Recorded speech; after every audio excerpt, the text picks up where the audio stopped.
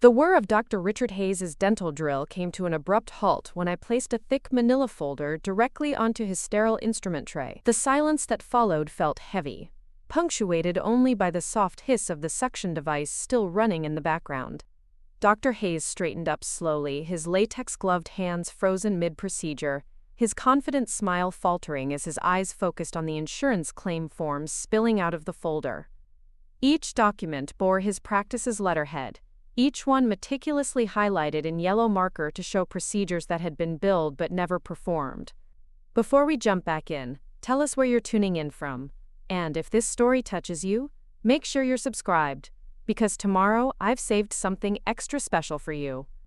We need to discuss your billing practices, doctor, I said quietly, my voice steady despite the racing of my heart. The dental chair felt like a throne of power rather than vulnerability now, and I watched as the color drained from his tanned face. He recognized his own fraudulent documentation, the very evidence I'd been collecting for the past 4 months while pretending to be just another trusting patient. For a moment, time seemed suspended in that sterile treatment room with its gleaming white surfaces and motivational posters about perfect smiles. The irony wasn't lost on me that a man who made his living promising beautiful teeth was about to discover how ugly the truth could be when it finally surfaced. Dr. Hayes set down his drill with trembling fingers, his eyes darting between my face and the damning paperwork that represented months of systematic fraud. "Emma, I think there might be some misunderstanding here," he began, his voice taking on that patronizing tone I'd heard him use with elderly patients when he was explaining why they needed expensive procedures they couldn't afford. "Insurance billing can be complex, and sometimes there are coding errors that—" "This isn't about coding errors," I interrupted, reaching into the folder to pull out a specific claim form. "This is about the root canal you billed my insurance for last month, the one you never performed, the one where you simply filled a cavity and charged them $4,000 for endodontic treatment." The accusation hung in the air between us like a toxic cloud. Dr. Hayes had built his reputation on being Riverside County's premier cosmetic dentist, the man who gave Hollywood smiles to suburban families. His practice occupied the most expensive suite in the Maple Street Medical Plaza, complete with marble countertops, leather waiting room furniture, and a reception desk that looked more like it belonged in a luxury hotel than a dental office. What Dr. Hayes didn't know was that his newest patient, Emma Rodriguez, wasn't the naive graphic designer she appeared to be.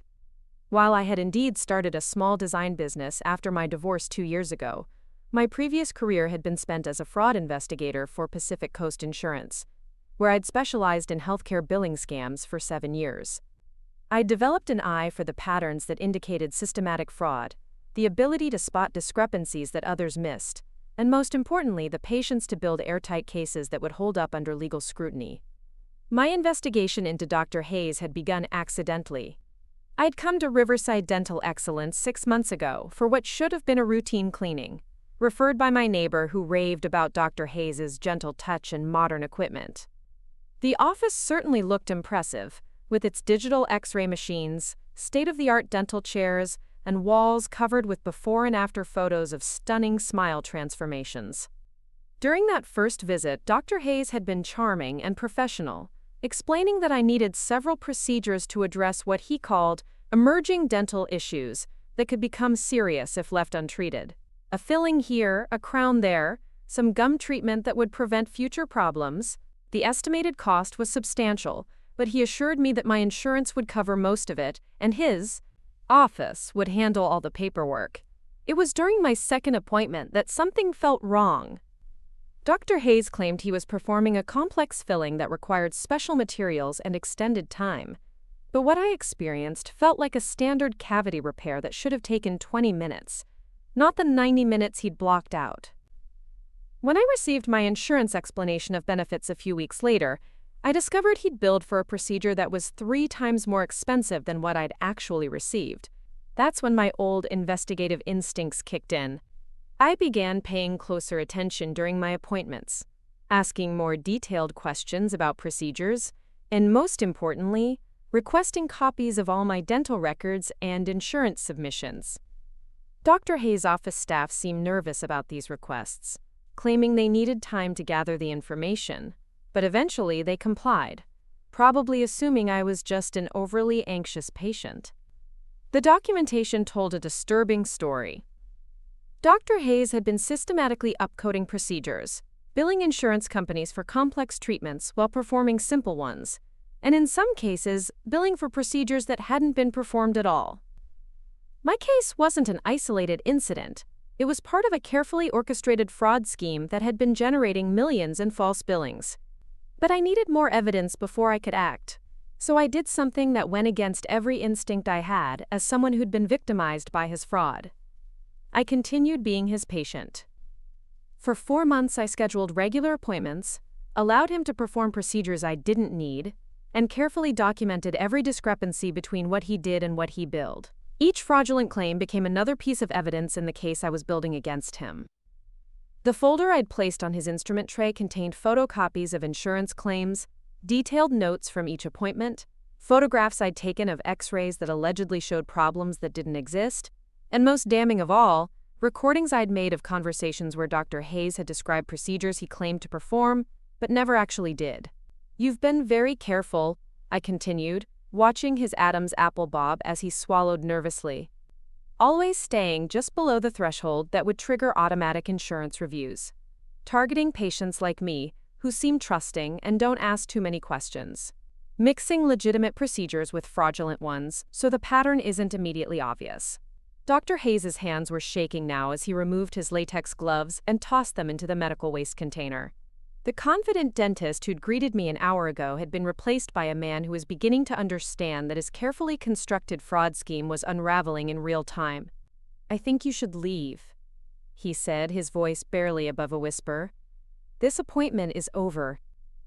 "Oh, but we're just getting started," I replied, settling back into the dental chair as if I were getting comfortable for a long procedure. "You see, Dr. Hayes, I wasn't entirely honest with you about my background. While I do run a graphic design business now, I spent 7 years investigating healthcare fraud for Pacific Coast Insurance. I know exactly how schemes like yours operate, and I know exactly how to document them for federal prosecutors." The revelation hit him like a physical blow. Dr. Hayes gripped the edge of the counter to steady himself, his face cycling through emotions as he processed the implications of what I'd just told him. Fear, anger, desperation, and calculation all flickered across his features as his mind raced through potential responses. "You can't prove anything," he said finally, but his voice lacked conviction. "Even if there were some billing irregularities, they could be explained as honest mistakes. The dental billing system is complicated, and sometimes procedures get miscoded." I reached into the folder again and pulled out a small digital recorder, the kind I'd used countless times during my insurance investigation days. The red light indicated it had been recording our entire. Preparing and narrating this story took us a lot of time, so if you are enjoying it, subscribe to our channel. It means a lot to us. Now back to the story. Conversation, capturing his admissions and attempts at deflection. "Actually, I can prove quite a lot," I said calmly. "I have recordings of you describing procedures you never performed. I have insurance claims for treatments that didn't happen. I have X-rays that allegedly show conditions that don't exist. And most importantly, I have financial records showing exactly how much money you've stolen from insurance companies over the past 3 years. Dr. Hayes stared at the recorder as if it were a venomous snake. In his world of carefully controlled narratives and manipulated documentation, the idea that his own words could be used against him was clearly terrifying. "What do you want?" he asked, his businessman instincts kicking in. In Dr. Hayes's experience, every problem had a price. Every scandal could be managed with the right combination of money and pressure. I stood up from the dental chair slowly, gathering the papers and sliding them back into the folder with deliberate precision. "I want you to understand something, Doctor. What's happening here isn't a negotiation. This isn't a situation where you can offer me money or threaten me into silence.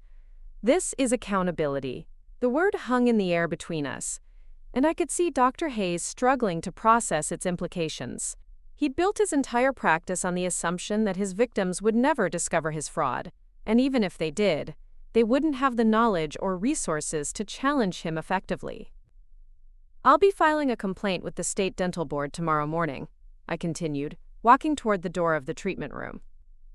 "I'll also be contacting the Insurance Fraud Division of the California Department of Insurance, the FBI's Healthcare Fraud Unit, and the U.S. Attorney's Office for the Central District of California." Dr. Hayes followed me to the door, his expensive Italian leather shoes clicking against the polished floor. "Emma, wait, let's talk about this rationally. If there have been some billing errors, we can correct them. I can make restitution for any overpayments. There's no need to involve law enforcement." I paused at the threshold, turning back to look at him one final time. The man who'd spent months lying to my face, billing my insurance for procedures he'd never performed, was now pleading for mercy he'd never shown his victims. "Dr. Hayes," I said quietly, "you've been stealing from insurance companies for years. You've been defrauding patients who trusted you with their health and their money. You've been exploiting elderly people who couldn't understand your complicated billing explanations. This isn't about billing errors or honest mistakes. This is about systematic fraud, and systematic fraud has consequences." I walked through the reception area, past the leather furniture and motivational posters, past the receptionist who looked up nervously from her computer screen, past the payment kiosk where so many patients had unknowingly paid for procedures they'd never received. The automatic doors of Riverside Dental Excellence closed behind me with a soft whoosh, and I stood for a moment in the parking lot, breathing the fresh California air and feeling something I hadn't experienced in months: the satisfaction of knowing that justice was finally within reach. My phone buzzed with a text message from my brother Alex, who worked in healthcare administration and had been helping me understand the regulatory landscape for dental fraud cases. "How did it go?" he'd written. "Did you confront him?" "Phase 1 complete," I typed back. "He knows his world is about to change, he just doesn't understand how completely yet." The drive home to my apartment in downtown Riverside gave me time to reflect on the months of careful planning that had led to this moment. Dr. Hayes had assumed that because I was a divorced woman running a small business, I would be easy to manipulate and unlikely to challenge his authority. He'd forgotten that appearances could be deceiving, and that some people had skills and knowledge that weren't immediately obvious. My apartment was modest compared to the luxury I'd known during my marriage, but it had something my former life had lacked: authenticity. The walls were covered with my own graphic design work, photographs from my hiking trips in the San Gabriel Mountains, and the case files I'd been building against Dr. Hayes for 4 months. I spread the evidence across my dining room table, reviewing each piece with the methodical approach I'd learned during my years as an insurance investigator. Bank records showing the flow of fraudulent payments into Dr. Hayes' accounts. Patient files documenting procedures that had been billed but never performed. Insurance claim forms with forged signatures and altered treatment codes. But the most damning evidence was the pattern analysis I'd conducted, comparing Dr. Hayes' billing practices with industry standards and identifying the statistical anomalies that indicated systematic fraud. His practice billed for certain high-cost procedures at a rate that was more than 400% higher than the regional average, and his patient outcomes for those procedures were suspiciously perfect, with no complications or follow-up treatments required. The financial impact was staggering. Based on my analysis of available records, Dr. Hayes had likely stolen more than $2 million from insurance companies over the past 3 years, with individual claims ranging from hundreds to tens of thousands of dollars in fraudulent charges. As I organized the evidence into categories that would be useful for different regulatory agencies, my phone rang. The caller ID showed an unknown number with a local area code. "Emma Rodriguez," I answered, using the professional tone I'd developed during my insurance investigation days. "Ms. Rodriguez, this is Dr. Patricia Williams from the California State Board of Dentistry," the voice on the other end said. "I received your preliminary report about Dr. Richard Hayes this afternoon, and I wanted to discuss the allegations you've made." I was surprised by how quickly the dental board had responded to my initial complaint, but I was prepared for their questions. "Dr. Williams, thank you for calling. I have extensive documentation of systematic billing fraud at Riverside Dental Excellence, and I'm prepared to provide whatever evidence you need for your investigation." "Ms. Rodriguez, these are serious allegations. Dr. Hayes has been practicing in California for 15 years with no previous complaints. Are you certain about the accuracy of your claims? The question revealed something important about how Dr. Hayes had managed to operate his fraud scheme for so long. He'd been careful to avoid generating complaints that would trigger regulatory attention, probably by targeting patients who were unlikely to challenge his billing practices or understand when they were being defrauded. Dr. Williams, I spent 7 years investigating healthcare fraud for Pacific Coast Insurance, I replied. I know the difference between billing errors and systematic fraud. Dr. Hayes has been stealing from insurance companies for years, and I have the documentation to prove it. The conversation continued for another 20 minutes, with Dr. Williams asking detailed questions about my evidence and the methodology I'd used to identify the fraud patterns. I could hear her taking notes as I explained the statistical analysis that had revealed the scope of Dr. Hayes's crimes. Ms. Rodriguez, based on what you've told me, I'll be opening a formal investigation into Dr. Hayes's practice. Can you come to our Sacramento office next week to provide a detailed statement and turn over your evidence? Absolutely, I replied. But Dr. Williams, I need you to understand that this isn't just about one corrupt dentist. Based on the billing patterns I've identified, there may be other practitioners in his network who are involved in similar fraud schemes. This could be much bigger than it initially appears. After ending the call, I realized that my confrontation with Dr. Hayes that afternoon was just the beginning.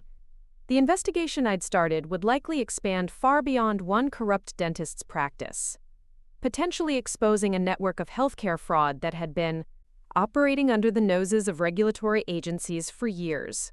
The thought was both exciting and daunting. I'd gone from being a victim of Dr. Hayes' fraud to becoming the person who would likely bring down his entire criminal enterprise. The skills I'd developed during my years as an insurance investigator, skills I'd thought I'd left behind when I started my graphic design business, were about to be put to their most important test. As evening settled over Riverside County, I made myself a cup of coffee and sat down at my computer to begin writing the detailed report that would officially launch the investigation into Dr. Hayes's crimes.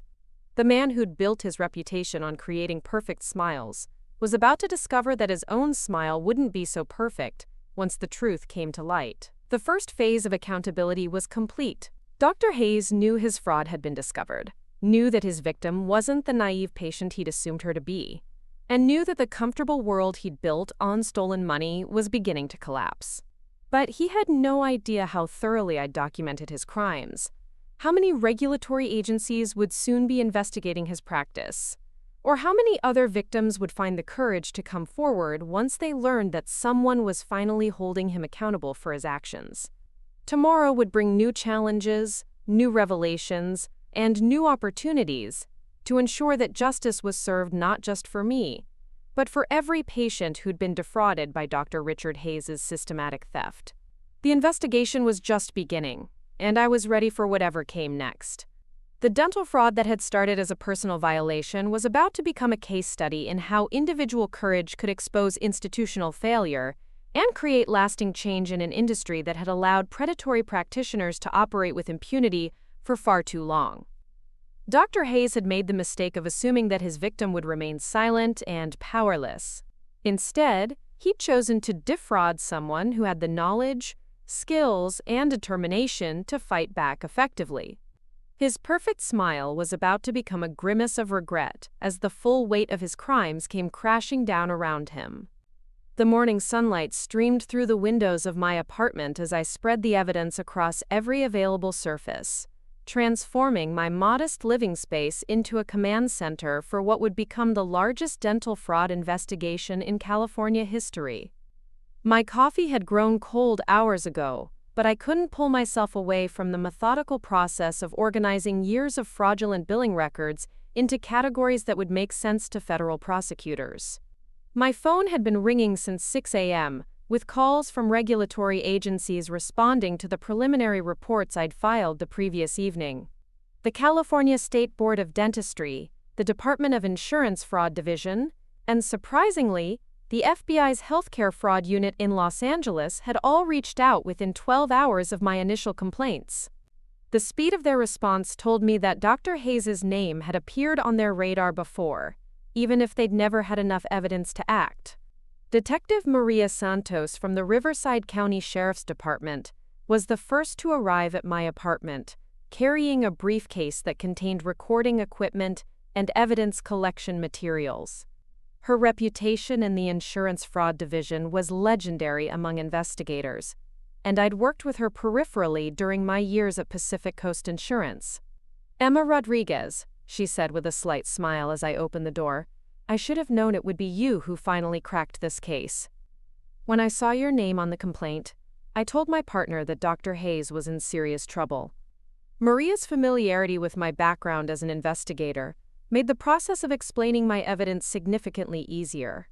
She understood the methodologies I'd used to identify fraud patterns, recognized the significance of the statistical anomalies I'd discovered, and most importantly, knew how to preserve evidence in ways that would hold up in federal court.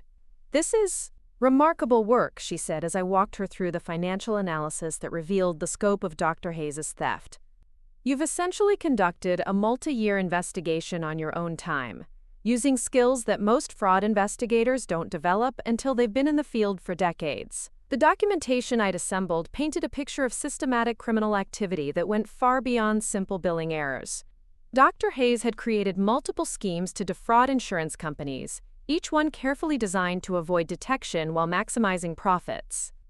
He billed for procedures using outdated codes that insurance companies were less likely to audit, performed simple treatments while claiming they were complex ones requiring specialized materials, and in many cases, submitted claims for procedures that had never been performed at all. But the most disturbing discovery was the pattern of targeting that emerged from my analysis. Dr. Hayes had deliberately focused his fraudulent billing on elderly patients, recent immigrants, and people with limited English proficiency. These victims were less likely to understand complex dental procedures, less likely to question authoritative medical professionals, and less likely to have the resources or knowledge necessary to challenge fraudulent billing. "He's been preying on the most vulnerable people in the community," Maria observed as she reviewed the demographic breakdown of his victims. "This isn't just fraud, it's elder abuse and exploitation of vulnerable populations." The revelation added federal civil rights violations to the growing list of charges that Dr. Hayes would likely face.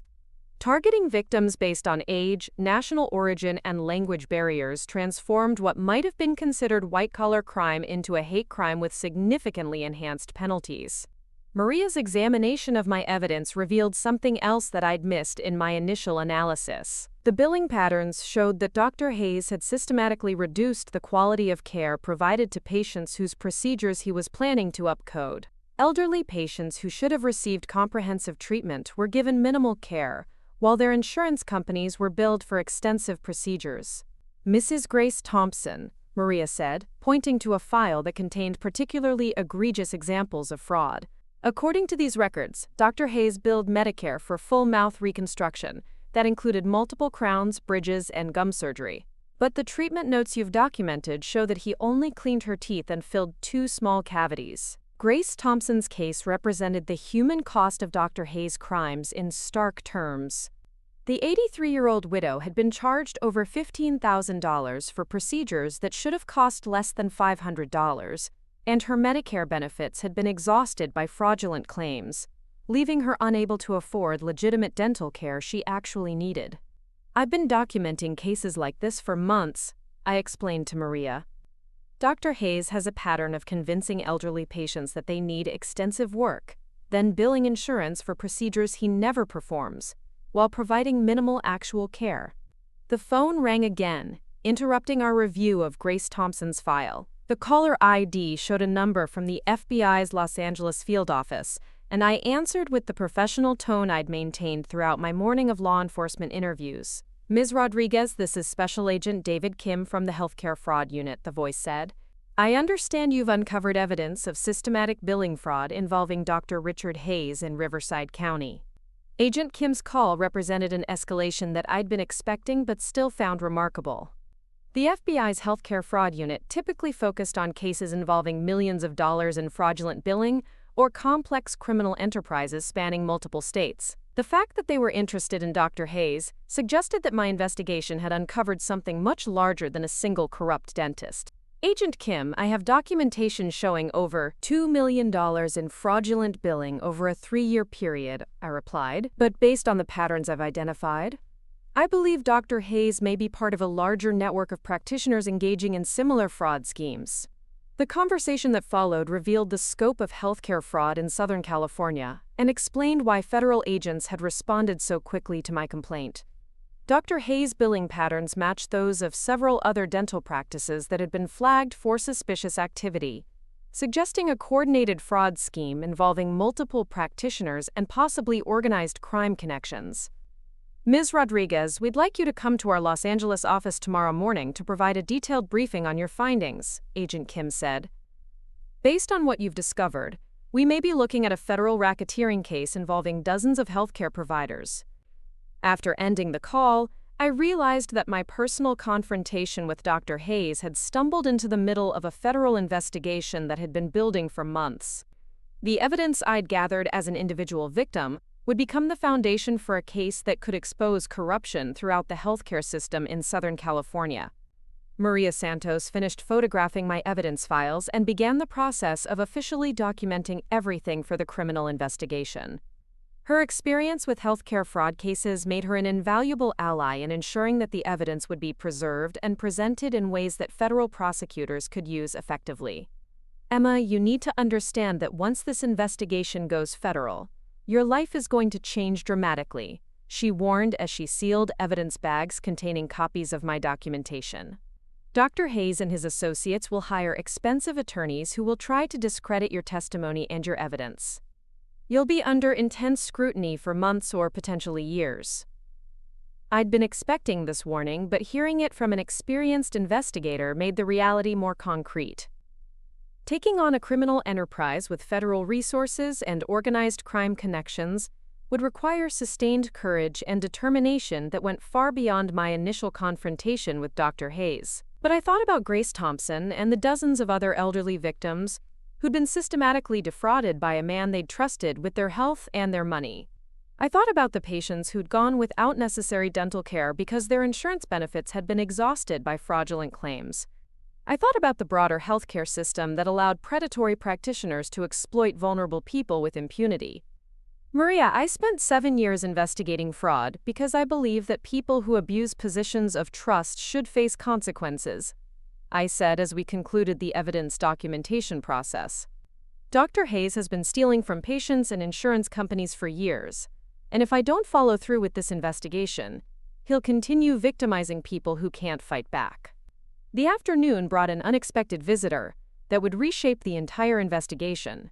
Sarah Johnson, a dental hygienist who worked at Riverside Dental Excellence, appeared at my apartment door looking nervous and carrying a canvas bag that appeared to contain documents. Ms. Rodriguez, I saw you leaving the office yesterday and I heard Dr. Hayes making phone calls about you, she said quietly. I think you should know what's really been happening at that practice. Sarah's appearance represented a breakthrough that I hadn't anticipated. As an insider with access to patient records, billing systems, and private conversations, she could provide evidence and testimony that would be impossible for me to obtain as an external investigator. I've been working for Dr. Hayes for 3 years, she continued as I invited her into my apartment. I knew something was wrong with the billing, but I was afraid to say anything because he threatened to have me reported to the dental board for practicing outside my scope if I caused any problems. The documents Sarah had brought with her were explosive. Internal billing spreadsheets showing the true cost of procedures versus what was charged to insurance companies, patient files that had been altered after treatment to justify inflated billing, and most damning of all, recordings of conversations between Dr. Hayes and his office manager discussing how to maximize fraudulent billing while avoiding detection. Dr. Hayes has been training his staff to identify vulnerable patients who can be targeted for unnecessary procedures, Sarah explained as she walked me through the evidence. We have quotas for how much revenue each patient interaction should generate, and staff members are bonused based on how much insurance money they can extract. The revelation that Dr. Hayes had created a systematic training program for defrauding patients added conspiracy and training others to commit fraud to the list of federal charges he would face. His practice wasn't just engaging in opportunistic billing fraud, It was operating as a criminal training center that taught healthcare workers how to exploit vulnerable patients. Sarah's testimony would be crucial for federal prosecutors because it demonstrated that the fraud was intentional, systematic, and involved multiple employees who had been coached on how to participate in the scheme. Her recordings of internal conversations included explicit discussions of which patients were most vulnerable to exploitation and how to manipulate them into agreeing to unnecessary procedures. "There's something else you need to know," Sarah said as we finished reviewing her documentation. "Dr. Hayes has been meeting with other dentists and medical providers to share techniques for maximizing insurance billing. I think there's a whole network of practitioners who are doing this." The information confirmed what Agent Kim had suggested during our phone conversation. Dr. Hayes wasn't operating in isolation. He was part of a regional network of healthcare providers who had been sharing strategies for defrauding insurance companies and patients. Maria Santos returned to my apartment that evening to interview Sarah and collect her evidence. The dental hygienist's willingness to testify against her employer represented the kind of insider cooperation that could transform a difficult fraud case into an open and shut prosecution. "Sarah, what made you decide to come forward now?" Maria asked as she set up recording equipment for a formal statement. "Because I realized that staying silent made me complicit in hurting people," Sarah replied with tears in her eyes. "I've watched Dr. Hayes convince elderly patients that they needed expensive treatments they couldn't afford, and I've seen him bill insurance companies for procedures that never happened. When Ms. Rodriguez confronted him yesterday, I knew someone was finally brave enough to fight back, and I wanted to help." Sarah's recorded statement took more than 2 hours and provided details about the internal operations of Dr. Hayes' fraud scheme that no external investigation could have uncovered. She described the pressure placed on staff to identify patients who could be targeted for unnecessary procedures, the bonuses paid for maximizing insurance billing, and the systematic training provided to new employees on how to participate in fraudulent billing schemes. But perhaps the most important information Sarah provided was a list of other healthcare providers who had attended the monthly meetings where Dr. Hayes shared fraud techniques. The network included dentists, chiropractors, physical therapists, and medical doctors throughout Southern California, all of whom had been collaborating to maximize fraudulent billing while avoiding detection. "This is going to be one of the largest healthcare fraud prosecutions in California history," Maria observed as we concluded Sarah's interview. "The network you've uncovered involves dozens of practitioners and potentially hundreds of millions of dollars in fraudulent billing." That evening, I received a phone call that confirmed the federal government's interest in pursuing the case aggressively. Assistant U.S. Attorney Jennifer Collins from the Healthcare Fraud Unit in Los Angeles had reviewed my evidence and Sarah's testimony, and she was prepared to convene a federal grand jury to consider criminal charges.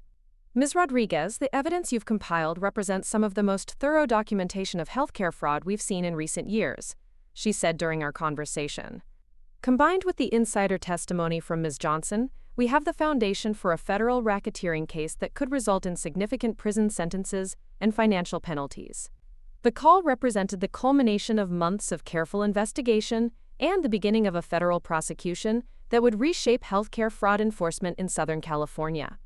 Dr. Hayes' assumption that his victims would remain silent and powerless had led him to target someone with the skills, knowledge, and determination to fight back effectively. As I prepared for bed that night, I reflected on how much had changed in the 24 hours since I'd confronted Dr. Hayes in his dental office. What had started as a personal quest for accountability had become a federal investigation involving multiple agencies, dozens of victims, and a criminal network that had been operating with impunity for years. Dr. Hayes' perfect smile was becoming a grimace of fear as he realized that his comfortable world of fraudulent billing and exploited patients was collapsing around him. The dental practice he'd built on stolen money would soon be shuttered, his professional license would be revoked, and he would face decades in federal prison for the systematic theft he'd perpetrated against vulnerable people. But the investigation was just beginning. The network of corrupt healthcare providers that Sarah had identified would require months of additional investigation, and each new case would likely reveal additional victims who had been systematically defrauded by practitioners they'd trusted with their health and their money. The morning would bring new challenges as federal agents began the process of building cases against the entire network of corrupt practitioners.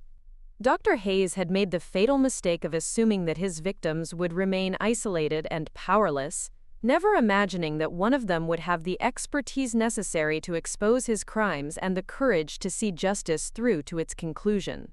His smile wasn't looking so perfect anymore, and it was about to get much worse as the full weight of federal law enforcement turned its attention toward dismantling the criminal enterprise he'd helped create. The FBI field office in downtown Los Angeles felt like stepping into a different world as I walked through the security checkpoint with my briefcase full of evidence. The imposing federal building represented the full weight of law enforcement that was now focused on dismantling Dr. Hayes' criminal network, and I couldn't help but feel a mix of satisfaction and nervousness as I prepared to brief federal agents on the scope of the fraud I'd uncovered. Agent David Kim met me in the lobby, his professional demeanor immediately putting me at ease despite the gravity of the situation. As we rode the elevator to the healthcare fraud unit's offices, he explained that my case had generated significant interest among federal prosecutors because it demonstrated patterns they'd been tracking across multiple jurisdictions. "Ms. Rodriguez, what you've documented isn't just individual fraud," he said as we walked through corridors lined with case files and evidence boards. "The billing patterns you identified match intelligence we've been gathering about organized crime involvement in healthcare fraud throughout Southern California." The briefing room contained more federal agents than I'd expected, representing not just healthcare fraud but also organized crime, financial crimes, and civil rights violations. Each agency had jurisdiction over different aspects of Dr. Hayes' criminal enterprise, and my evidence would serve as the foundation for coordinated prosecutions across multiple federal districts. Special Agent Rebecca Martinez from the Organized Crime Unit was particularly interested in the network connections that Sarah Johnson had identified. The monthly meetings where Dr. Hayes and other practitioners shared fraud techniques represented a criminal conspiracy that could be prosecuted under federal racketeering statutes, with penalties that included asset forfeiture and extended prison sentences.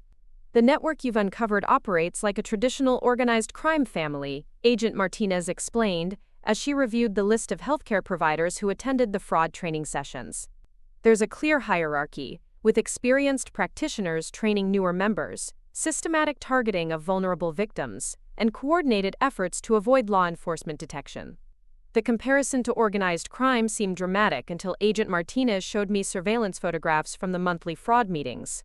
The gatherings took place at an upscale restaurant in Beverly Hills, with participants arriving in expensive cars and conducting business with the same secrecy and paranoia that characterized traditional criminal enterprises. Dr. Hayes wasn't just a participant in these meetings. According to the surveillance evidence, he was one of the primary organizers, teaching other healthcare providers how to identify vulnerable patients, maximize fraudulent billing, and avoid regulatory scrutiny. His role as a fraud educator would result in significantly enhanced federal charges under conspiracy and racketeering statutes. The financial analysis that Agent Kim's team had conducted using my evidence revealed the staggering scope of the criminal enterprise. The network of corrupt healthcare providers had generated more than $50 million in fraudulent billing over a 5-year period, with individual practitioners like Dr. Hayes stealing millions of dollars from insurance companies and patients. "Your documentation provided the missing piece that allowed us to connect cases across multiple jurisdictions," Agent Kim said as he walked me through the expanded investigation.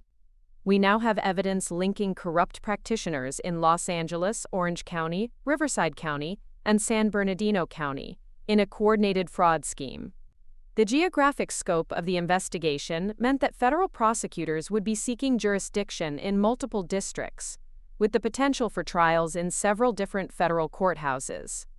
Dr. Hayes' assumption that operating in suburban Riverside County would protect him from federal scrutiny had proven spectacularly wrong. But the most shocking revelation came when Agent Martinez showed me photographs of Dr. Hayes meeting with individuals who had been identified as members of the Toreno crime family, a traditional organized crime group that had been expanding into white-collar crimes like healthcare fraud. The criminal network wasn't just organized, it was directly connected to established organized crime families with decades of experience in evading law enforcement. Dr. Hayes has been paying a percentage of his fraudulent proceeds to organized crime figures in exchange for protection and access to money laundering services, Agent Martinez explained. This transforms what might have been considered white-collar crime into a racketeering case with organized crime enhancements. The organized crime connection explained several aspects of Dr. Hayes's operation that had puzzled me during my investigation. His sophisticated money laundering techniques, his ability to operate for years without detection, and his confidence that victims wouldn't challenge his authority all made sense in the context of organized crime protection. The afternoon brought a development that would accelerate the entire investigation. Grace Thompson, the 83-year-old widow whose case I documented as particularly egregious, had agreed to testify before a federal grand jury about her experience with Dr. Hayes' fraudulent billing practices. Grace arrived at the federal building accompanied by her daughter, Linda, both women carrying boxes of dental records and insurance documents that would provide additional evidence of systematic fraud. Her willingness to testify represented the courage of a victim who had been targeted specifically because Dr. Hayes assumed she would be too vulnerable to fight back. "Mrs. Thompson, thank you for coming forward," I said as we met in the Victim Services office. "Your testimony will help ensure that Dr. Hayes faces consequences for what he did to you and many other patients." Grace's story was heartbreaking in its simplicity and devastating in its implications. She had visited Dr. Hayes for routine dental cleaning and had been convinced that she needed extensive reconstructive work that would cost more than $15,000. Trusting her dentist's professional judgment, she had agreed to the treatment plan and had signed insurance authorization forms she didn't fully understand. "He told me that if I didn't get the work done immediately, I would lose all my teeth within 6 months, Grace explained, with tears in her eyes.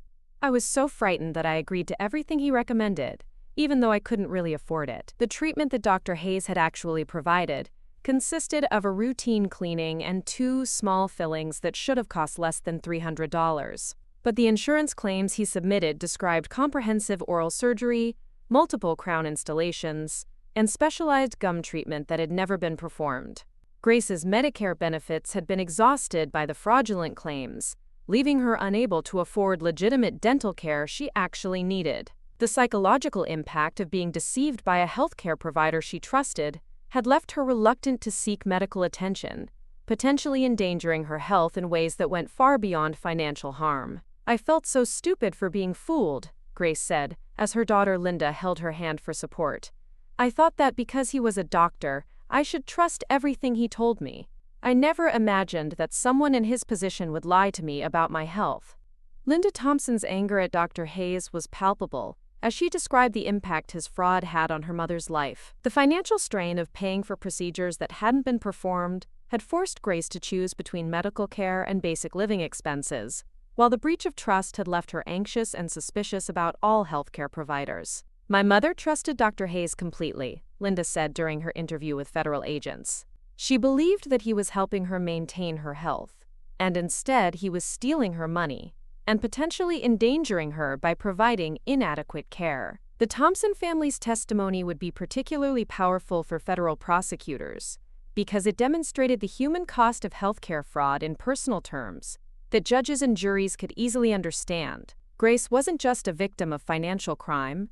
She was an elderly woman whose trust had been exploited by someone who had sworn an oath to protect her health. Agent Kim's team had identified more than 40 additional victims of Dr. Hayes' fraud scheme, ranging in age from 65 to 93 years old. Each case followed a similar pattern: routine dental visits that escalated into expensive treatment plans, procedures that were billed to insurance but never performed, and vulnerable patients who trusted their dentist's professional judgment without questioning complex treatment recommendations. The demographic targeting was so systematic that it constituted a federal civil rights violation under laws protecting elderly people from financial exploitation. Dr. Hayes had deliberately focused his fraud on patients who were less likely to understand complex dental procedures, less likely to question authority figures, and less likely to have the resources or knowledge necessary to challenge fraudulent billing. Federal prosecutors were preparing to file charges under the Elder Justice Act, which enhanced penalties for crimes targeting people over 65 years old. The civil rights violations would be prosecuted alongside the fraud and racketeering charges, potentially resulting in consecutive prison sentences that could keep Dr. Hayes incarcerated for the rest of his life. The evening brought news that would reshape the entire investigation and demonstrate the far-reaching consequences of Dr. Hayes' criminal activities. The California State Board of Dentistry had received more than 60 complaints about suspicious billing practices at dental offices throughout Southern California, all following patterns similar to what I had documented at Riverside Dental Excellence. Dr. Patricia Williams from the Dental Board called to inform me that my investigation had triggered a comprehensive review of billing practices throughout the region, with preliminary findings suggesting that fraudulent billing was far more widespread than anyone had previously understood. Ms. Rodriguez, your documentation of Dr. Hayes' fraud techniques has helped us identify similar patterns at dozens of other practices, she said during our conversation. We're looking at what appears to be a systematic corruption of dental billing practices throughout Southern California. The Dental Board's investigation was uncovering evidence that the fraud network had been operating with virtual impunity for years, protected by the complexity of dental billing systems and the reluctance of patients to challenge medical professionals. The sophisticated training programs that Dr. Hayes had developed were being used by practitioners throughout the region to systematically defraud insurance companies and exploit vulnerable patients.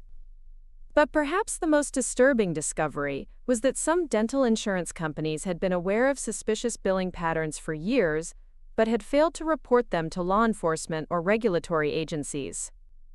The cost of investigating individual fraud cases had been deemed too expensive compared to simply paying fraudulent claims and passing the cost on to consumers through higher premiums.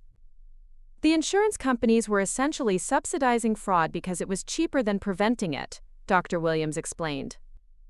This created an environment where practitioners like Dr. Hayes could operate with virtual immunity, as long as they stayed below certain thresholds that would trigger automatic reviews.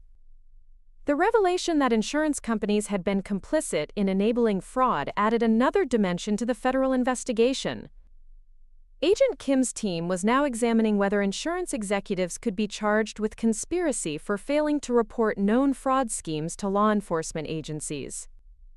Meanwhile, the investigation was having immediate practical consequences for Dr. Hayes and his criminal network. Federal agents had frozen the bank accounts associated with Riverside Dental Excellence, preventing Dr. Hayes from accessing funds that had been generated through fraudulent billing. His practice had been effectively shut down, with patients being referred to other dentists for legitimate care. Dr. Hayes himself had hired Thomas Wagner, one of Los Angeles's most expensive criminal defense attorneys, but the overwhelming evidence and insider testimony made mounting a successful defense virtually impossible. Wagner's strategy appeared to focus on negotiating a plea bargain that would minimize his client's prison sentence in exchange for cooperation against other members of the fraud network. The plea negotiations revealed the extent to which Dr. Hayes was willing to sacrifice his criminal associates to reduce his own punishment. According to federal prosecutors, he had provided detailed information about the fraud training sessions, identified the organized crime figures who provided protection and money laundering services, and offered to testify against other practitioners who had participated in the scheme. Dr. Hayes is apparently willing to cooperate fully in exchange for a reduced sentence, Assistant U.S. Attorney Jennifer Collins informed me during a briefing at the federal building. His cooperation will be valuable for prosecuting the broader network, but it won't eliminate the consequences he faces for his own criminal conduct. The cooperation offer demonstrated that Dr. Hayes finally understood the gravity of his situation. The confident dentist who had dismissed my initial confrontation as a nuisance was now facing decades in federal prison and was desperate to minimize his punishment by providing evidence against his criminal partners. But his willingness to betray his associates also revealed the fundamental selfishness that had driven his criminal behavior. Just as he had exploited vulnerable patients for personal gain, he was now willing to sacrifice the people who had trusted him as criminal partners to protect his own interests. The federal grand jury was scheduled to begin hearing evidence the following week, with testimony from Sarah Johnson, Grace Thompson, and several other victims who had found the courage to come forward.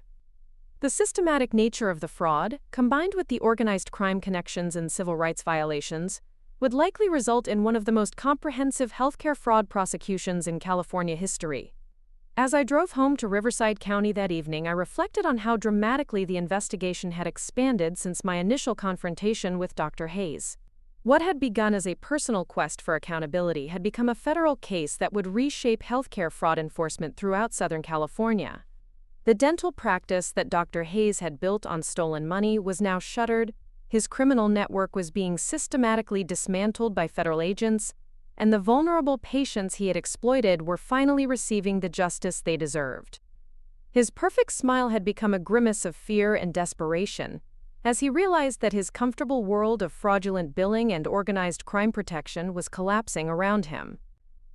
The investigation was entering its most critical phase, with federal prosecutors preparing to present evidence that would likely result in criminal convictions and prison sentences that would serve as a powerful deterrent to other healthcare providers considering similar fraud schemes. Dr. Hayes' assumption that his victims would remain silent and powerless had led him to target someone with the skills and determination to fight back effectively, and the consequences of that miscalculation would define the rest of his life. The federal courthouse in downtown Los Angeles buzzed with activity as victims, witnesses, and media representatives gathered for what would become the most significant healthcare fraud trial in California's recent history. I sat in the witness waiting area, reviewing my testimony notes one final time before taking the stand in the case that had consumed my life for the past 18 months since that confrontational afternoon in Dr. Hayes' dental office. The grand jury had returned indictments against 17 defendants, including Dr. Hayes, members of the Torino crime family, and healthcare providers across 4 counties who had participated in the systematic fraud network. The charges ranged from healthcare fraud and money laundering to racketeering and elder abuse, with potential sentences that could result in life imprisonment for the primary organizers. Dr. Hayes sat at the defense table looking dramatically different from the confident practitioner who had once commanded respect in examining rooms throughout Riverside County. The expensive suits had been replaced by a standard courtroom attire that couldn't disguise the weight loss and stress lines that marked his transformation from successful professional to federal defendant. His attorney, Thomas Wagner, whispered frantically in his ear as prosecutors prepared to present evidence that would destroy any remaining illusions about his client's innocence. Judge Patricia Kellerman commanded the courtroom with an authority that reminded everyone present that federal healthcare fraud was a serious crime with severe consequences. Her reputation for imposing harsh sentences on defendants who exploited vulnerable populations had made her the perfect choice to preside over a case involving systematic targeting of elderly patients. Assistant U.S. Attorney Jennifer Collins began her opening statement by describing the scope of the criminal enterprise that my investigation had uncovered. The prosecution's case would demonstrate that Dr. Hayes and his associates had operated a sophisticated fraud scheme that generated more than $50 million in false billings, while providing substandard care to vulnerable patients who trusted them with their health and financial security. "Ladies and gentlemen of the jury," Collins said as she gestured toward charts displaying the financial impact of the fraud. "The defendants in this case transformed healthcare into a criminal enterprise, targeting the most vulnerable members of our community for systematic exploitation and theft." The prosecution's presentation was methodical and devastating, building from my initial evidence to encompass recordings, financial records, and testimony from dozens of victims who had found the courage to confront the healthcare providers who had betrayed their trust. Each piece of evidence reinforced the systematic nature of the fraud and the deliberate targeting of patients who were unlikely to challenge fraudulent billing. Sarah Johnson's testimony was particularly powerful because it provided an insider's perspective on how the fraud network operated. As a dental hygienist who had worked directly for Dr. Hayes, she could describe the training sessions where staff members learned to identify vulnerable patients, the quotas for generating fraudulent revenue, and the bonuses paid to employees who successfully manipulated patients into accepting unnecessary procedures. "We were taught to look for patients who seemed confused or intimidated by medical terminology," Sarah testified, her voice steady despite the obvious emotional difficulty of describing her participation in the scheme. Dr. Hayes told us that elderly patients and immigrants were the best targets because they were less likely to question treatment recommendations or understand complex billing explanations. The defense strategy became clear as Thomas Wagner began his cross-examination of prosecution witnesses. Rather than denying that fraud had occurred, he was attempting to portray Dr. Hayes as a junior member of the criminal enterprise, who had been coerced into participation by organized crime figures who threatened violence against anyone who refused to cooperate. Dr. Hayes was a victim of extortion, Wagner argued during his opening statement. He was forced to participate in fraudulent billing schemes by criminals who threatened to harm him and his family if he refused to comply with their demands. The victim narrative was undermined by the extensive evidence showing Dr. Hayes' leadership role in training other healthcare providers to commit fraud.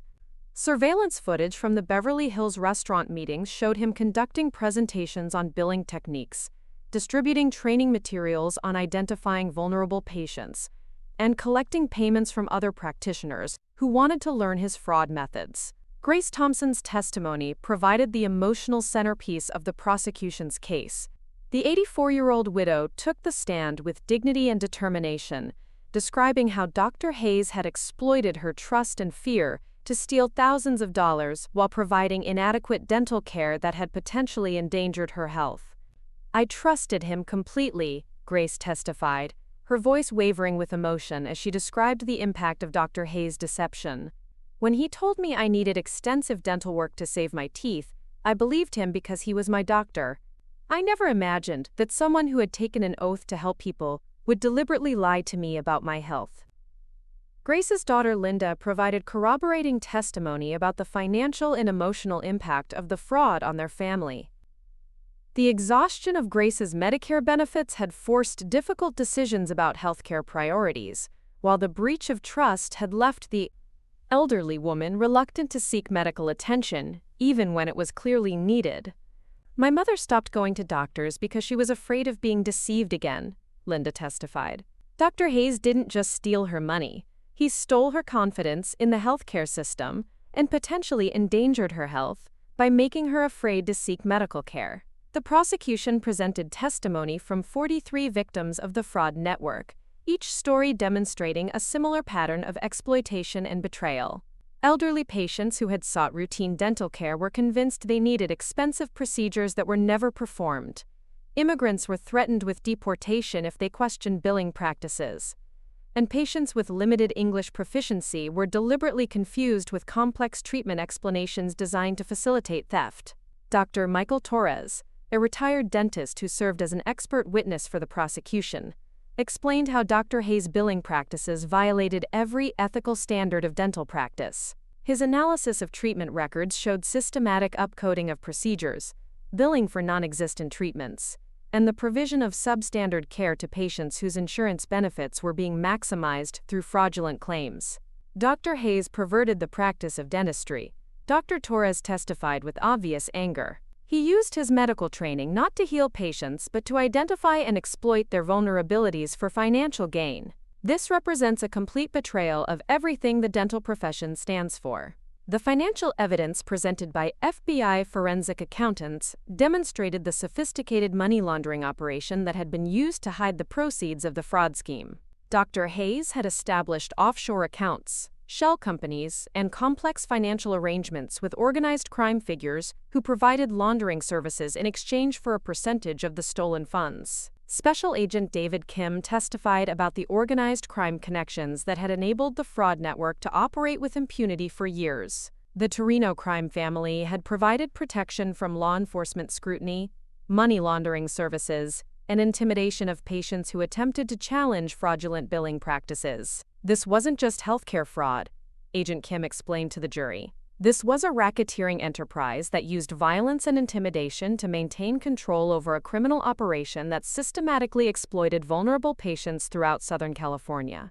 The prosecution's presentation of recorded conversations between Dr. Hayes and organized crime figures revealed the casual callousness with which the defendants discussed their victims.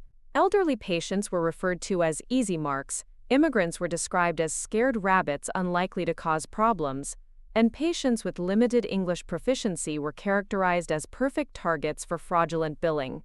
One particularly damning recording captured Dr. Hayes laughing about an elderly patient who had thanked him for saving her teeth while he was billing her insurance company for procedures that had never been performed. The casual cruelty of his amusement at deceiving a vulnerable patient who trusted him completely demonstrated the psychological mindset that had enabled years of systematic exploitation. The defense attempted to present evidence that Dr. Hayes had been coerced into participating in the fraud scheme, but the prosecution's rebuttal evidence was overwhelming.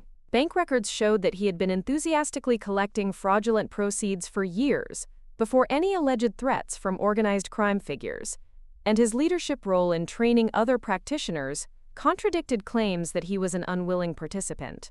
Thomas Wagner's cross-examination of prosecution witnesses focused on attacking their credibility and suggesting that the investigation had been contaminated by prosecutorial overreach. He attempted to portray me as a vindictive ex-patient seeking revenge against a respected healthcare provider, but the extensive documentation I had compiled made such characterizations impossible to sustain. Ms. Rodriguez, isn't it true that you targeted Dr. Hayes because you were dissatisfied with your dental care? Wagner asked during his cross-examination of my testimony. Mr. Wagner, I targeted Dr. Hayes because he was systematically stealing from insurance companies and patients, I replied calmly. My dissatisfaction was with his criminal behavior, not his dental skills. The cross-examination continued for several hours, with Wagner attempting to find inconsistencies in my evidence or testimony that could be used to undermine the prosecution's case. But my background as an insurance fraud investigator had prepared me for aggressive questioning, and the methodical documentation I had maintained throughout my investigation left little room for attack. The prosecution's presentation of evidence took 3 weeks, with each day revealing new aspects of the criminal enterprise that had operated with virtual impunity throughout Southern California. The systematic nature of the fraud, combined with the organized crime connections and deliberate targeting of vulnerable populations, painted a picture of corruption that shocked even experienced federal prosecutors. Dr. Patricia Williams from the California State Board of Dentistry testified about the regulatory failures that had allowed the fraud network to operate without detection for years. The complexity of dental billing systems and the reluctance of patients to challenge medical professionals had created an environment where systematic fraud could flourish. The defendants exploited every weakness in our regulatory system, Dr. Williams testified. They understood that elderly patients were unlikely to question treatment recommendations, that immigrants were afraid to challenge authority figures, and that insurance companies were more interested in processing claims quickly than investigating suspicious patterns. The defense presentation was brief and largely ineffective, focusing on character witnesses who testified about Dr. Hayes' reputation in the community before his criminal activities were exposed. Former patients described positive experiences with his dental care, but these testimonials were undermined by the extensive evidence of systematic fraud and exploitation. Wagner's attempt to present Dr. Hayes as a respected professional who had been corrupted by organized crime figures fell apart when prosecutors presented evidence of his enthusiastic participation in fraud training sessions and his collection of proceeds from criminal activities spanning several years. The closing arguments crystallized the fundamental issues in the case. Prosecutor Collins emphasized the systematic betrayal of trust that healthcare fraud represented, the targeting of vulnerable populations for exploitation, and the organized crime connections that had enabled the scheme to operate with impunity. Healthcare fraud isn't just a financial crime, Collins told the jury in her closing statement. It's a betrayal of the most fundamental trust between patients and healthcare providers. The defendants took advantage of people who were sick, elderly, and vulnerable, transforming the healing profession into a criminal enterprise. Wagner's closing argument attempted to generate sympathy for Dr. Hayes by portraying him as a victim of circumstances beyond his control, but the extensive evidence of his leadership role in the fraud network made such appeals impossible to sustain credibly. The jury deliberated for less than 6 hours before returning guilty verdicts on all charges against all defendants. The speed of their decision reflected the overwhelming nature of the evidence and the systematic documentation that had been compiled over 18 months of investigation.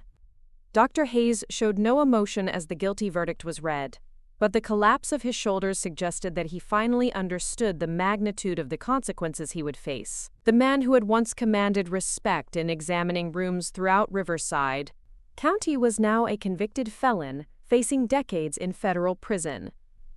Judge Kellerman scheduled sentencing for 6 weeks later, allowing time for the preparation of victim impact statements and pre-sentence investigations that would guide her decision about appropriate punishment. The federal sentencing guidelines suggested prison terms ranging from 15 to 30 years for defendants in Dr. Hayes' position, with the possibility of enhanced sentences based on the organized crime connections and targeting of vulnerable victims. The conviction represented complete vindication for the victims who had found the courage to testify against healthcare providers they had once trusted with their lives and their financial security. Grace Thompson's tears of relief as the verdict was announced reflected the emotional journey that had brought her from victim to victor, in a case that would reshape healthcare fraud enforcement throughout California. As I left the federal courthouse that afternoon, I reflected on the journey that had brought me from a routine dental appointment to the witness stand in one of the most significant healthcare fraud prosecutions in California history. Dr. Hayes' assumption that his victims would remain silent and powerless had led him to target someone with the skills and determination to fight back effectively. His perfect smile was now a memory, replaced by the grim reality of federal prison and the knowledge that his crimes had finally caught up with him. The criminal enterprise he had helped build was dismantled, his victims had received justice, and the healthcare system would be forever changed by the reforms that had emerged from his prosecution. The sentencing phase would provide the final chapter in Dr. Hayes' fall from respected professional to convicted criminal. But the broader impact of the case would continue for years as regulatory agencies implemented new oversight procedures, and healthcare providers throughout California understood that systematic fraud would no longer be tolerated. The morning of Dr. Hayes' sentencing arrived with the crisp clarity of a Southern California winter day, the kind of weather that made everything seem possible and new.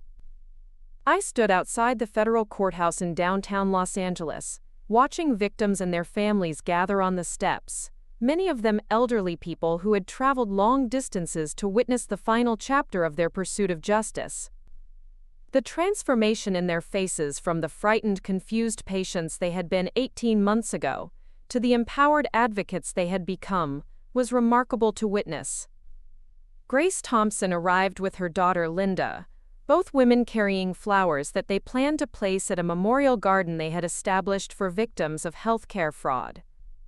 At 84, Grace had become an unlikely spokesperson for elderly victims' rights, testifying before Congress about the need for stronger protections against predatory healthcare providers, and speaking at conferences where she shared her story with other survivors. The federal courthouse had been transformed into a center of media attention, with news crews from across the country covering what legal experts were calling a landmark case in healthcare fraud prosecution. The systematic nature of Dr. Hayes' crimes, combined with the organized crime connections and the successful grassroots investigation that had exposed the network, had created a story that resonated far beyond the boundaries of Southern California. Inside the courthouse, the ceremonial courtroom was packed beyond capacity with victims, family members, federal agents, and legal observers who had followed the case from its initial investigation through the complex trial that had resulted in convictions for all 17 defendants. Judge Kellerman's reputation for imposing sentences that reflected the full severity of crimes against vulnerable populations had drawn national attention to the proceedings.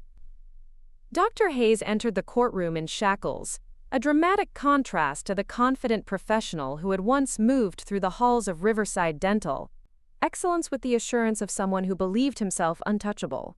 The 18 months since his arrest had aged him dramatically, with gray hair replacing the carefully maintained appearance that had been part of his professional image, and the weight loss that accompanied the stress of federal prosecution evident in his ill-fitting suit.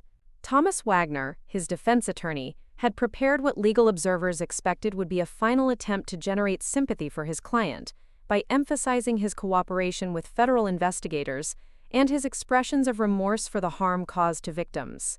But the extensive evidence of Dr. Hayes' leadership role in the criminal enterprise and his systematic exploitation of vulnerable patients had made mounting an effective mitigation case virtually impossible. The victim impact statements began with Grace Thompson, who had prepared remarks that would encapsulate the experiences of dozens of elderly patients who had been targeted by Dr. Hayes' fraud scheme. Her voice was steady as she addressed the court, but the emotion underlying her words was evident to everyone present. "Your Honor, Dr. Hayes didn't just steal my money," Grace began, her eyes fixed on the defendant who refused to meet her gaze.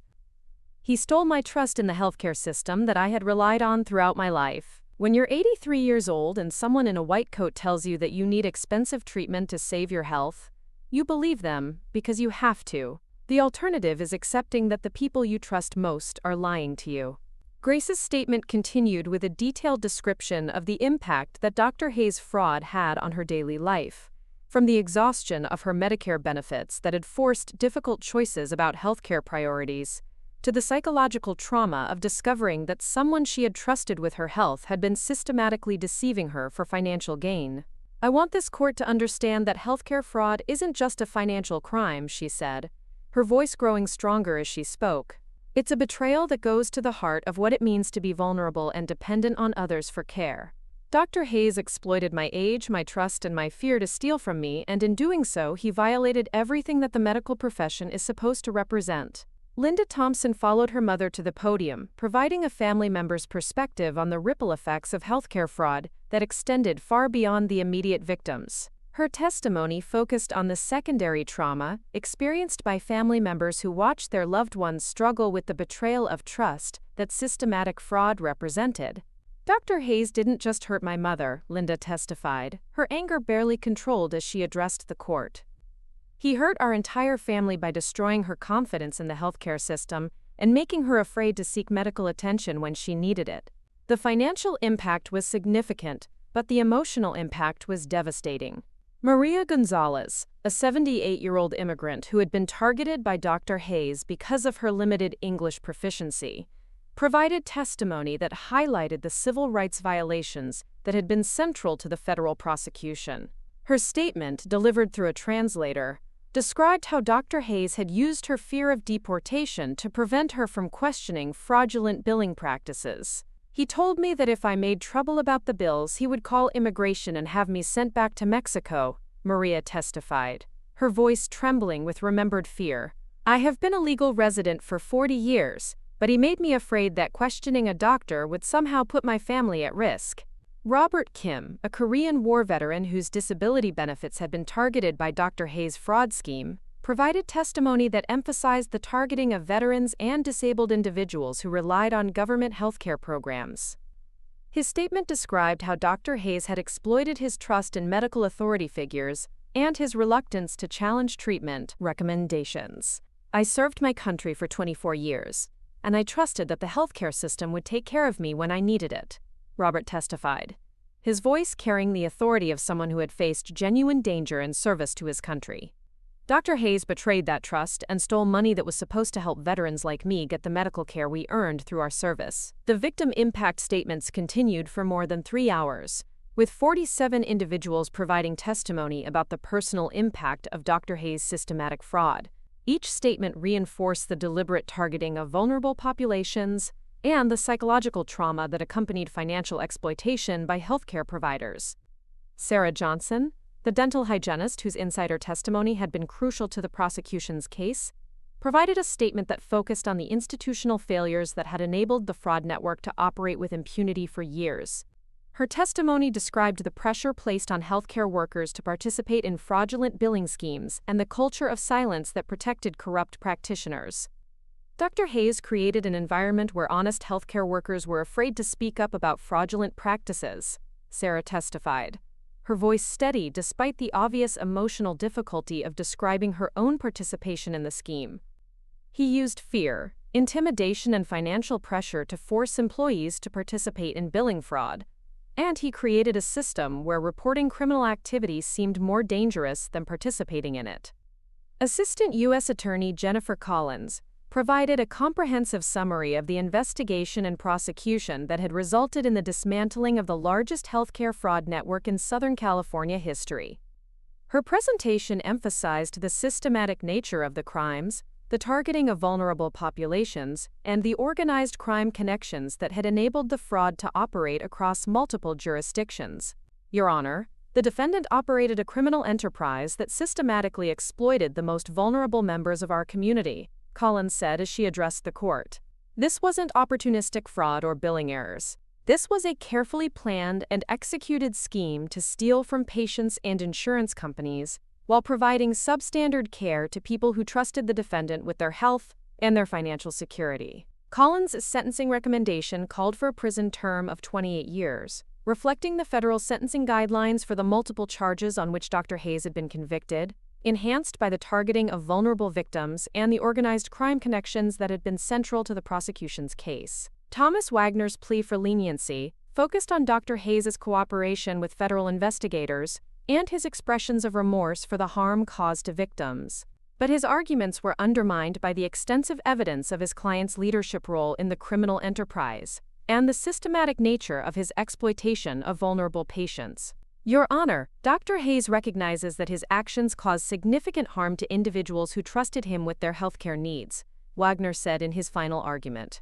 He has cooperated fully with federal investigators, providing information that has led to the prosecution of other members of the criminal network, and he is prepared to make complete restitution to all victims of his crimes. The cooperation argument was weakened by evidence that Dr. Hayes had only agreed to assist federal investigators after his conviction became inevitable, and his expressions of remorse were contradicted by recorded conversations in which he had laughed about deceiving elderly patients who trusted him completely. Judge Kellerman's response to the defense arguments was swift and uncompromising.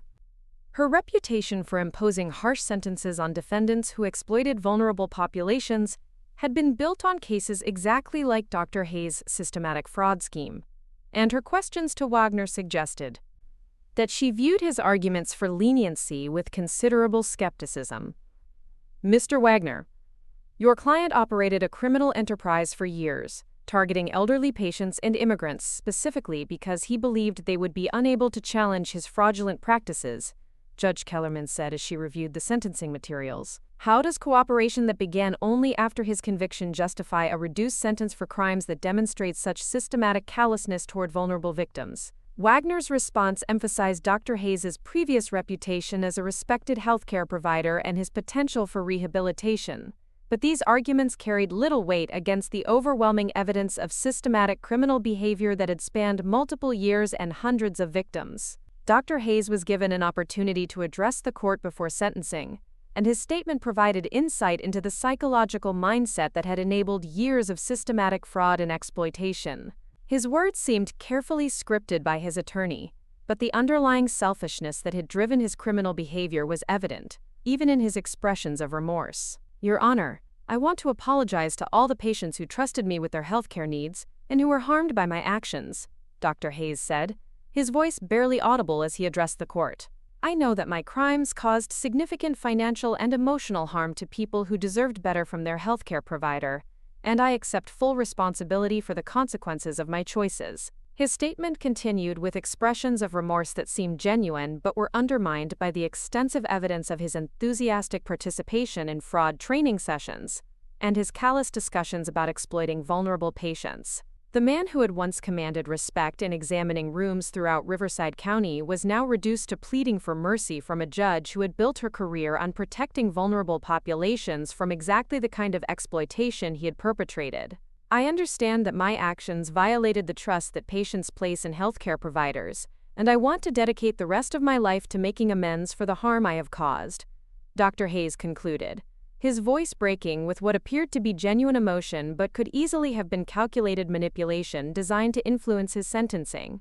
Judge Kellerman's response was swift and uncompromising, reflecting her analysis of the evidence and her understanding of the systematic nature of the crimes that had been committed. Her sentencing remarks provided a comprehensive assessment of Dr. Hayes' criminal behavior and its impact on both individual victims and the broader healthcare system.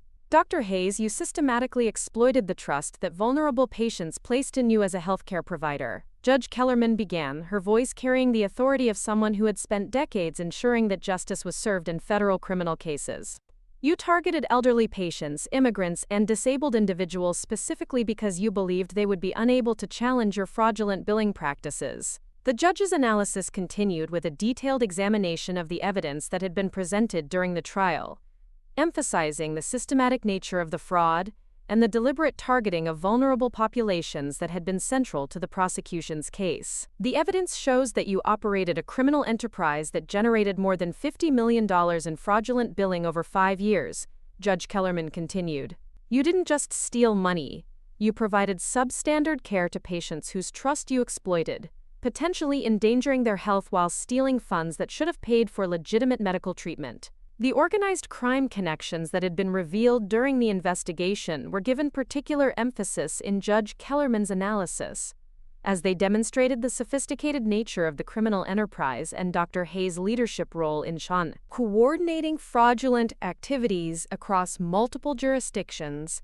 Your connections to organized crime figures and your role in training other healthcare providers to commit fraud demonstrate that this wasn't opportunistic criminal behavior, the judge observed. You were a leader in a criminal enterprise that corrupted healthcare delivery throughout Southern California, and your crimes represent a systematic betrayal of everything the medical profession is supposed to represent. Judge Kellerman's sentencing decision reflected the full severity of Dr. Hayes' crimes and their impact on vulnerable victims throughout Southern California. Her analysis of the federal sentencing guidelines, enhanced by the targeting of vulnerable populations and organized crime connections, resulted in a prison term that would ensure Dr. Hayes spent the remainder of his productive years in federal custody. Dr. Hayes, you are sentenced to 32 years in federal prison, followed by 5 years of supervised release, Judge Kellerman announced, her words echoing through the silent courtroom. You will pay restitution in the amount of $53 million to victims and insurance companies, and you are permanently banned from practicing any form of healthcare in the United States. The sentence exceeded even the prosecution's recommendation, reflecting Judge Kellerman's assessment that Dr. Hayes' crimes represented an egregious violation of trust that demanded the most severe punishment available under federal sentencing guidelines.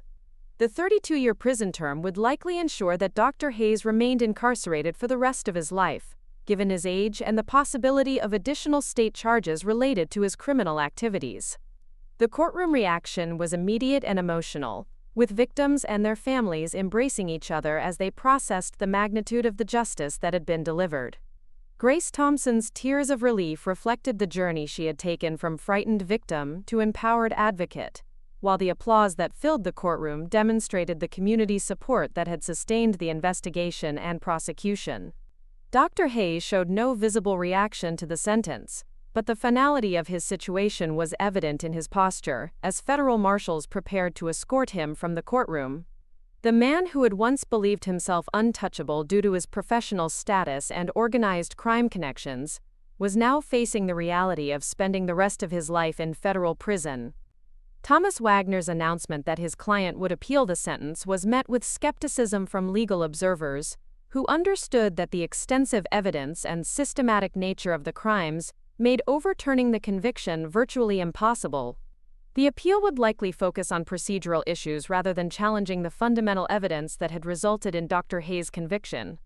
The sentencing marked the conclusion of the criminal prosecution, but the broader impact of the case would continue to reshape healthcare fraud enforcement throughout California and beyond. The investigative techniques that had been developed during the case were being adopted by federal agencies across the country, while the victim advocacy programs that had emerged from the prosecution were being replicated in other jurisdictions.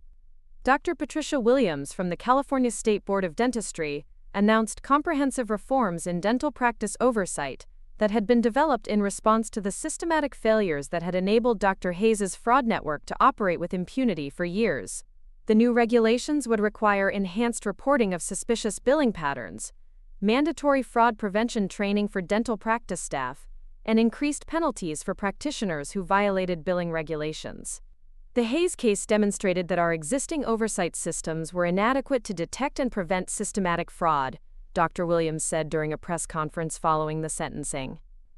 We have implemented comprehensive reforms that will make it much more difficult for corrupt practitioners to exploit vulnerable patients in the future.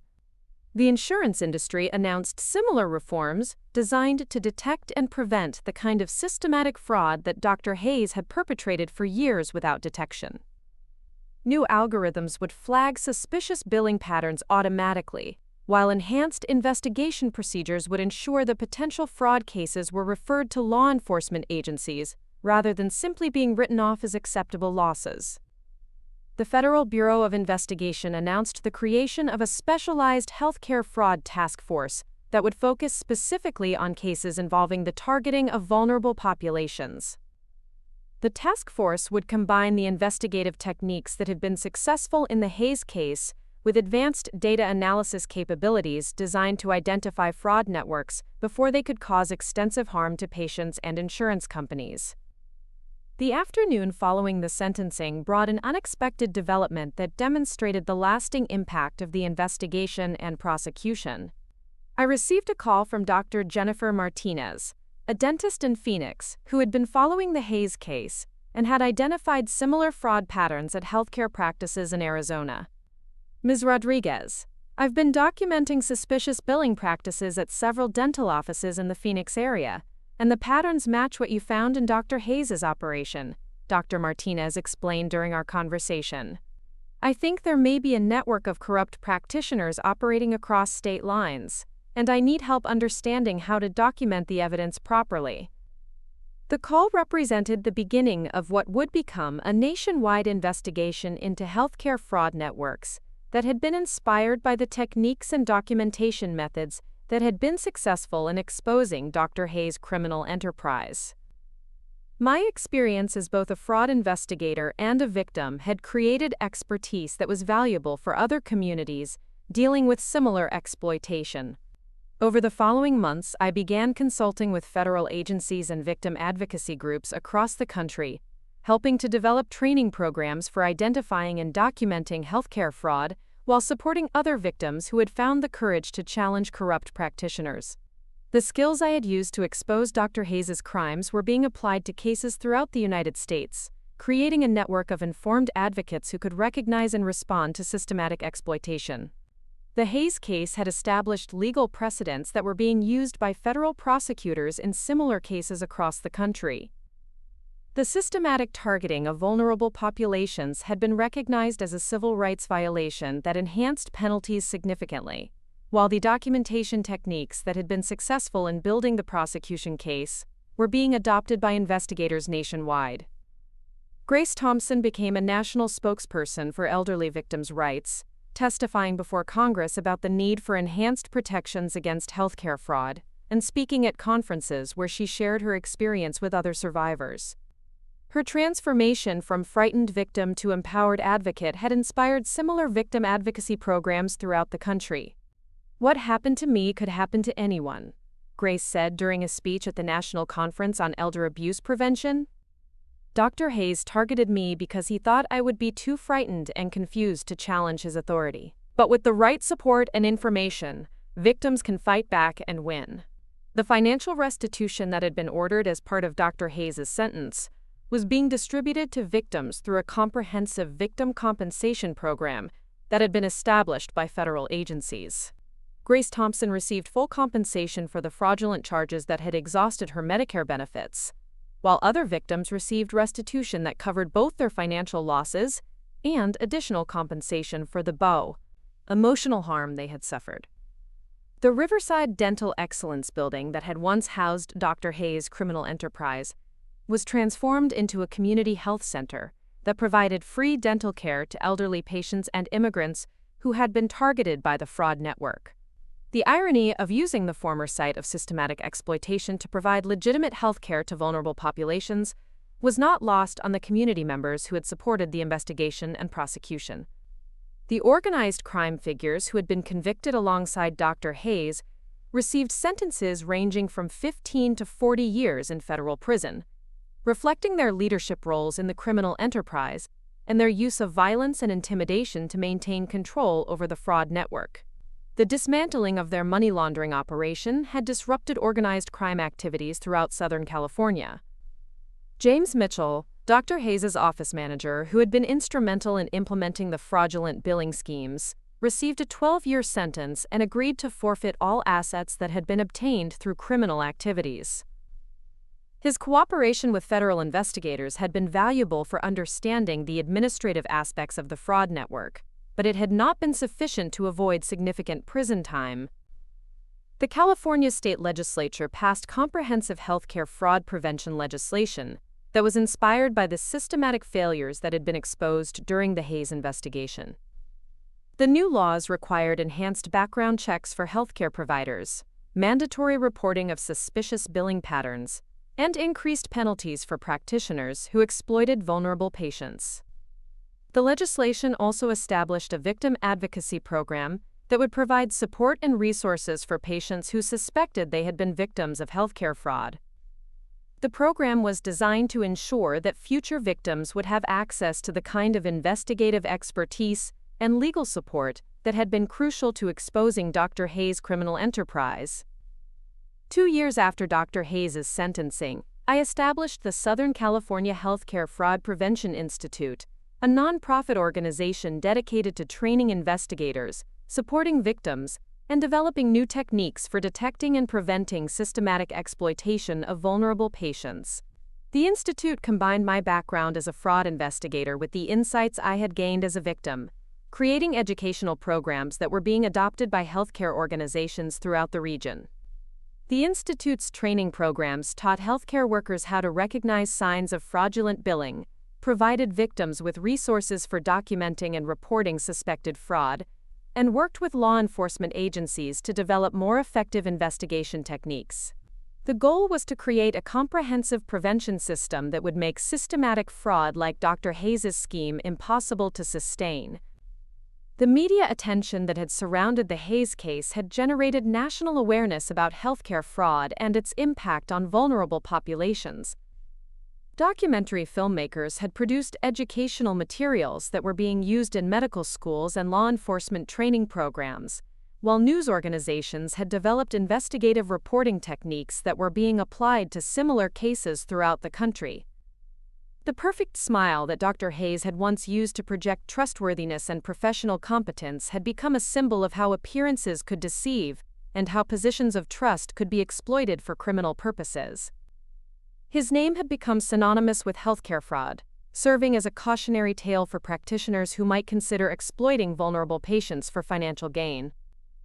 The federal prison where Dr. Hayes was serving his sentence had become a destination for other inmates seeking dental care, creating a cruel irony in which the man who had once exploited patients for profit was now providing basic dental services to fellow prisoners without compensation.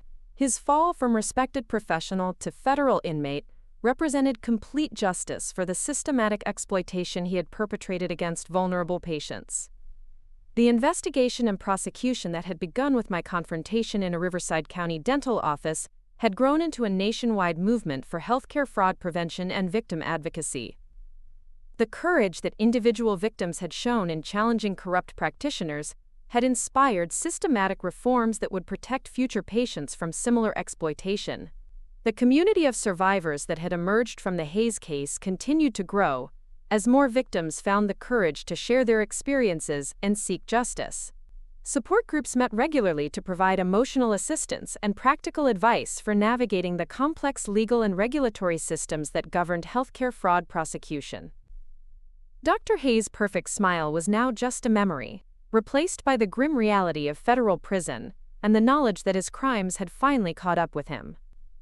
The criminal enterprise he had helped build was completely dismantled, his victims had received justice and compensation, and the healthcare system had been reformed to prevent similar systematic exploitation.